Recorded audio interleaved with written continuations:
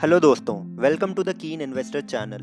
और आज हम बात करने वाले हैं बजाज फिनसर्व के बारे में। आज के इस वीडियो में हम बजाज ग्रुप की हिस्ट्री, बजाज फिनसर्व कंपनी के फाइनेंशियल्स और उसके शेयर होल्डिंग पैटर्न को समझेंगे। तो चलिए वीडियो को शुरू करते हैं। आज हम बात शुरू करते हैं सन 1926 से, जब मिस्टर जमनालाल बजाज, जो कि एक फ्रीडम फाइटर, एक फिलैंथ्रोपिस्ट और मिस्टर महात्मा गांधी के पांचवें बेटे की तरह माने जाते हैं, उन्होंने एक शुगर मिल की स्थापना की।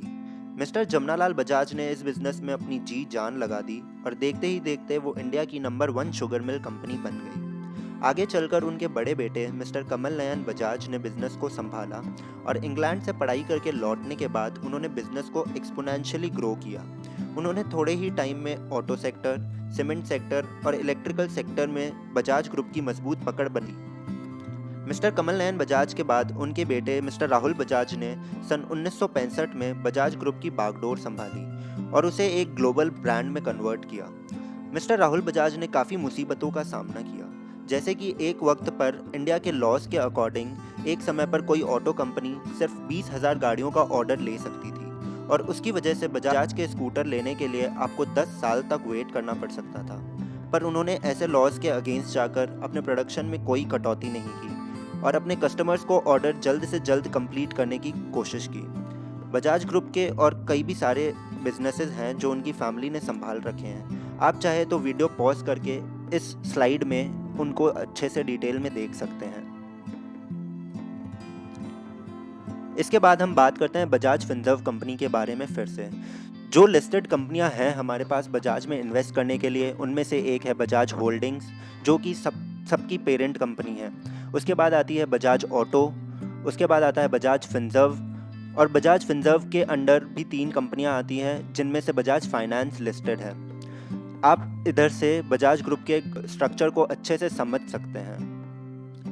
अब हम आगे चल के बजाज ग्रुप के फाइनेंशियल्स की बात करते हैं। बजाज फिनसर्व एक लार्ज कैप कंपनी है जिसका मार्केट कैपिटलाइजेशन 94,000 करोड़ रुपीस था 20 जून को, जब मैं ये वीडियो बना रहा हूँ।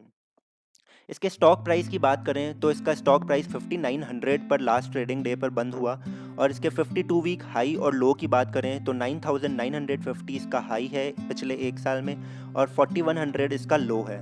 इसकी बुक वैल्यू की बात करें तो 1967 का इसका बुक वैल्यू है, जिससे प्राइस टू बुक रेशो 3 के आसपास निकल के आता है, जो कि एक fair price to book ratio है। कंपनी ने पिछले कुछ सालों में ट्रेमेंडस ग्रोथ दिखाई है और एक एग्जाम्पल से हम समझते हैं इसके स्टॉक प्राइस के मूवमेंट के बारे में। अगर आज से आपने 11 या 12 साल पहले इस बजाज फिनसर्व कंपनी में सिर्फ 1 लाख रुपए इन्वेस्ट किए होते तो आज आपके पास 1 करोड़ रुपए होते। जी हाँ, इसका स्टॉक ने मल्टी बैगर रिटर्न्स दिए हैं, रिटर्न ऑफ 10,000%। और अब हम इसके मार्केट कैपिटलाइजेशन को एक और नज़रिए से देखने की कोशिश करते हैं। जैसे कि आपने पिछली स्लाइड में देखा, बजाज फिनसर्व के पास 54.81% बजाज फाइनेंस कंपनी की होल्डिंग है और 74% Bajaj Allianz life insurance limited और Bajaj Allianz general insurance company में होल्डिंग है। तो अगर हम बात करें, बजाज फाइनेंस का जो मार्केट कैपिटलाइजेशन था 20 तारीख को, वो था 1.6 लाख करोड़ रुपीस। उसका 54.81% अगर हम निकालें तो वो करीब करीब आता है 87,600 करोड़ रुपीस। तो बेसिकली अगर हम इसके मार्केट कैपिटलाइजेशन से इस 87,600 को माइनस करें तो 6,400 करोड़ रुपीस निकल के आते हैं। तो इसका मतलब ये हुआ कि 6,400 करोड़ रुपीस दे के हमें Bajaj Allianz life insurance company और Bajaj Allianz general insurance company में 74% हिस्सेदारी मिल जाती है। इसीलिए ये स्टॉक मेरा फेवरेट है, क्योंकि हमें जो स्टॉक मिल रहा है उसकी पूर्ण तरह से वैल्यू अनलॉकिंग नहीं हुई है। आगे आने वाले टाइम में इस तरह के रिटर्न्स हमें वापस देखने को मिल सकते हैं। अगर हम इस बजाज फिनसर्व के फाइनेंशियल्स की बात करें तो पिछले 4 सालों में अगर हम देखें तो इसने हर पैरामीटर पे मल्टी बैगर रिटर्न्स दिखाए हैं।